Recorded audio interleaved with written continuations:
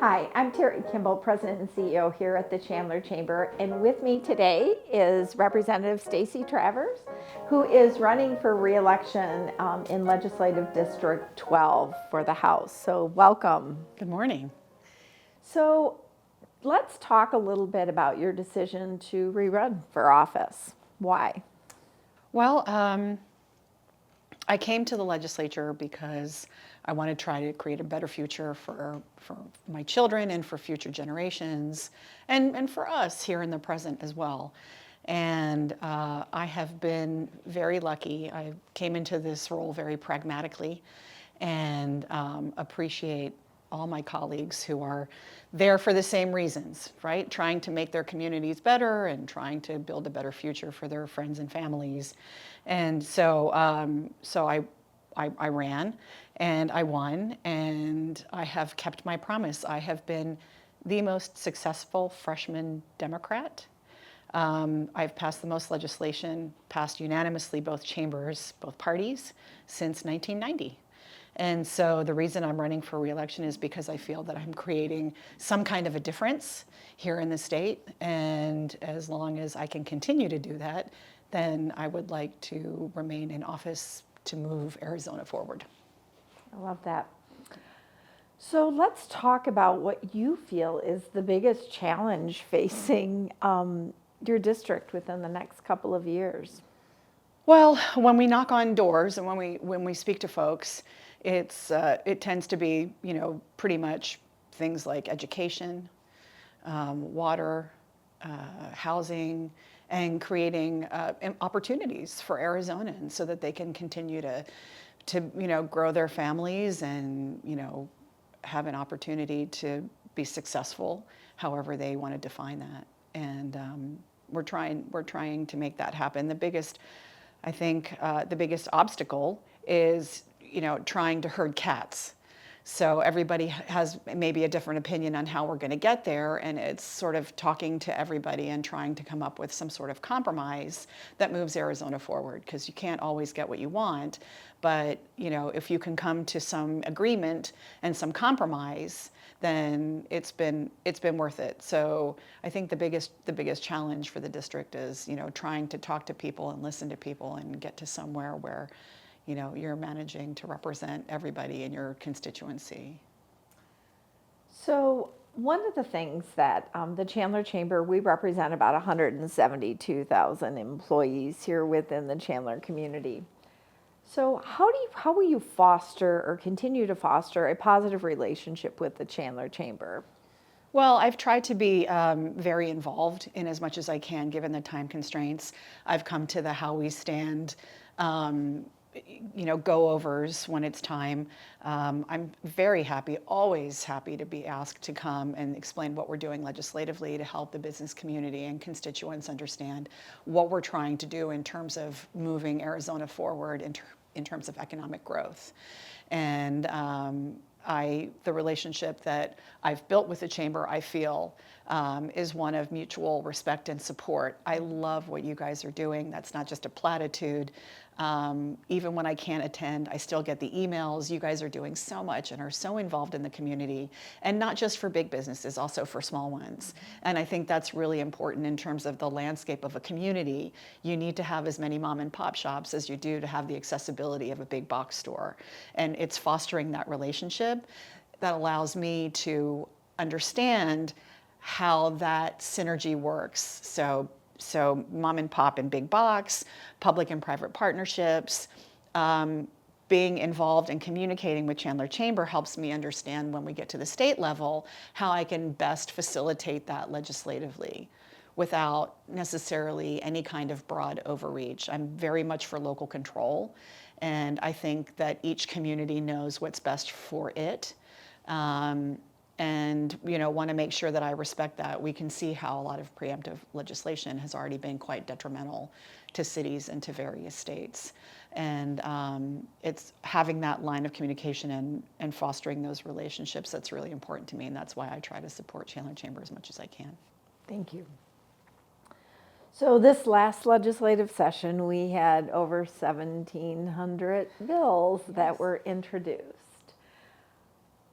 What are your two top priorities or policy issues that you really want to work on in the next legislative session? There are several. The big two that I had last year that didn't quite make it through the process was one. A lot of people might not know I'm a United States Army veteran, and I am co-chair of the bipartisan Veterans Legislative Caucus. And one of the issues that we're facing right now is these out-of-state vendors coming in and basically cheating our veterans, making false promises and taking money from them in a they're not regulated, so they can come in and just sort of do what they want, taking advantage of, very vulnerable veterans in a lot of instances, either who are disabled and trying to file a disability claim, or they're homeless. And basically what the legislation through the stakeholder process, so with VFW, with American Legion, with Department of Veteran Services and the Coalition for Military Families, what we've tried to do is create a framework, just some guardrails and guidelines that create a mechanism for appeals process for veterans, creates a mechanism to make these vendors accountable and accredited. And that was being heard in committee. And as it was heard in committee, a piece of hostile legislation, an amendment was dropped, and it basically torpedoed the whole bill, much to the sadness of the veteran community. So I will bring that back up. The other one is a school safety bill. And again, that got wide support from the police associations, from the school board association. And now with the Rahimi versus the United States Supreme Court decision, which strengthens our case, I will go ahead and reintroduce it, because that's one of the most important things for me, especially as the parent to a 6 and a 10-year-old. So as politics becomes more partisan, how will you work with others across the aisle, or those that you may not agree with? I always feel badly when I get asked this question, because so far I haven't really had a problem with it. And that sounds a little bit egotistical, but I have a fantastic relationship with almost everybody in both chambers, and that's Democrat and Republican. And it's something that I've said before. We're all just trying to do what's best for our communities and our families. We might not agree how we're going to get there, but you have to recognize that that's what they're trying to do, just like that's what I'm trying to do. And so, even though there might necessarily be some policies that I can't support, legislation across the aisle, I still am very friendly with everybody and can have a conversation with people. I can't tell you how many hours I've spent in Senator Borelli's office, and he's been really fantastic. He helped me get the very last bill of the session before budget 2 years in a row across the finish line.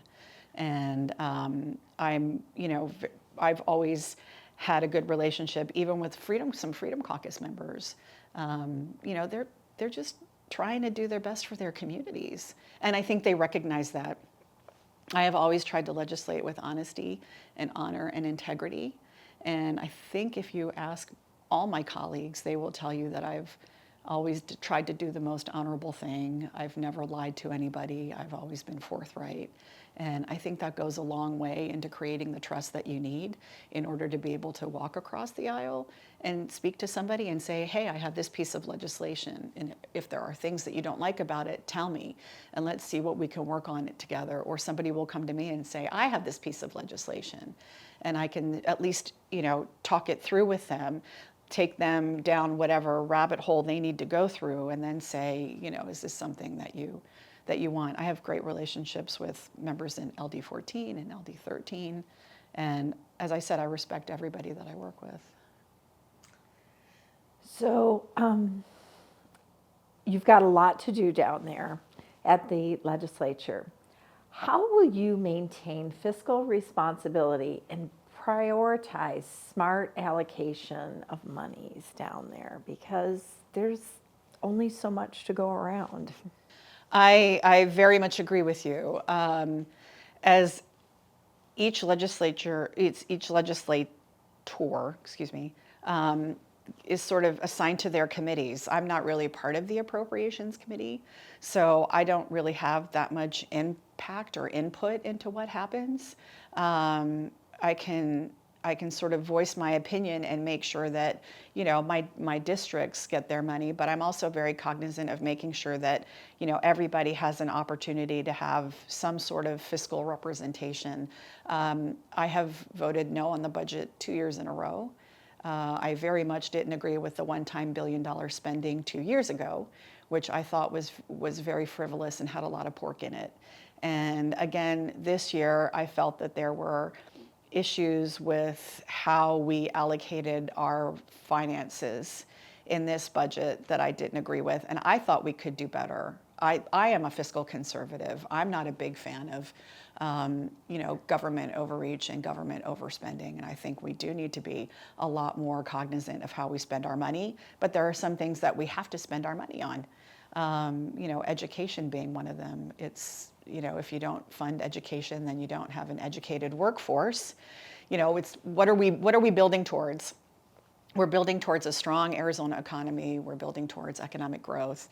And you can't have that without a strong educated workforce. And to get that strong educated workforce, we need to invest in education. And that's at all levels, whether it's K through 12, or whether it's community colleges, and whether it's our universities. I mean, that's just a matter of fact. And that's not something that you can compromise on.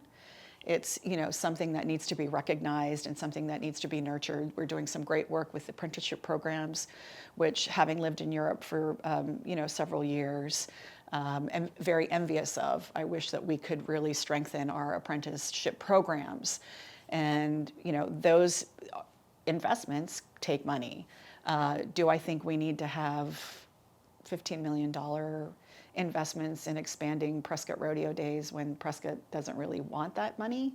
Do I think that we need to spend $11 million on brackish study committees? No, I don't.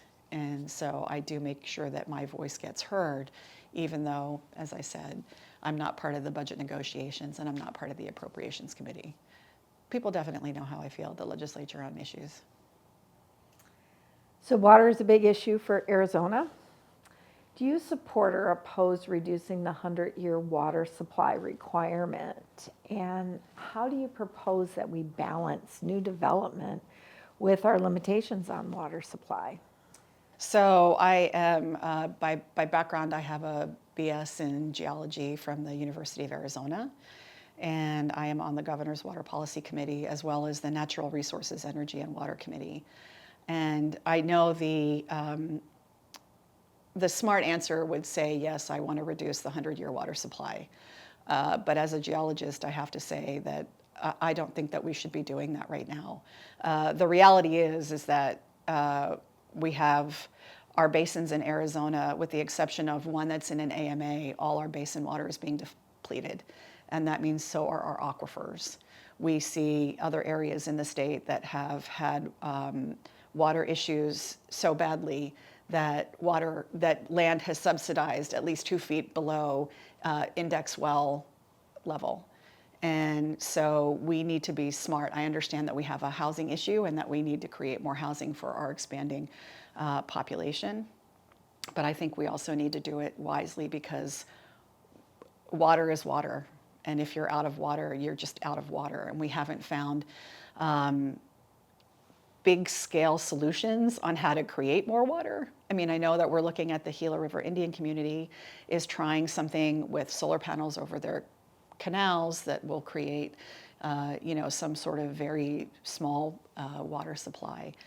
And the municipalities are all doing great with their water, especially Chandler has been fantastic, seeing what Scottsdale is doing. And I understand the sort of talking points about consumers use less water than farming does. And I mean, that's, I think, beyond this time that we have to talk about this incredibly complex issue. In terms of, I like what Chandler wants to do with adaptive reuse. I think we need to look at things like that more instead of, construction, because a lot of the construction that's happening are single family homes. And I want to encourage the single-family homes, but we also need to realize that we need to find more sustainable ways to create housing solutions. And unless we get our water, yeah, I'm sorry. No, There's so that many, was great. there's so many, thoughts kind of going through my head. And like I said, I just want to say that everything is rosy. And no, the sky isn't falling right now, but we need to be really smart about how we use our water. And desalination is not going to be the panacea. It needs to be a combination of augmentation and water conservation and, all these measures kind of going hand in hand to create the future that we need in terms of our water supply. But, we need to be very prudent because my biggest fear is that we start to commoditize water. And once it becomes a commodity where people have water and people don't have water, then I think we could create an even bigger problem in the long term than we have now. But that's just me. Great insight. So I know we've kind of been all over the board here, and we just have a short time. Is there anything I have not asked you that you feel is important for the Chandler community to know about you? I think it's just reinforcing this concept that I really feel strongly about local control and, working with our city council and working with our chamber to have that open relationship to let me know where you need to make your decisions best. Last year we had the rental tax bill that I spoke to my Chandler Chamber and my Chandler City Council. They didn't want that want that food tax removed, so I voted no. I'm still getting emails from residents in Chandler today, very upset about that decision, but reinforcing, to my constituents that it really is important that Chandler knows what's best for Chandler, and Tempe knows what's best for Tempe, and Phoenix knows what's best for them, and what might work in one city might not work in another, and so it's making sure that we keep those lines of communication. And if it's something that someone comes to me that I can't handle, is it local? Then I'll talk to city council. If it's federal, then I'll talk to Representative Stanton and tell him that, this is an issue and how can we address this at the federal level if it's a federal issue. The bottom line for me is what I've found the hardest thing about this job is you don't have to have any fancy degrees. You don't have to have a law degree or a geology degree. You just need to be able to build relationships and communicate with people. And, that's what I've tried to do. I never come home back to my district without being able to explain my vote. And I always make sure that I build those relationships both with my colleagues and with my community. Great. Well, thank you very much for being here. Stacey Travers, Representative Stacey Travers, running in Legislative District 12 for re-election. Thank you so much for your time.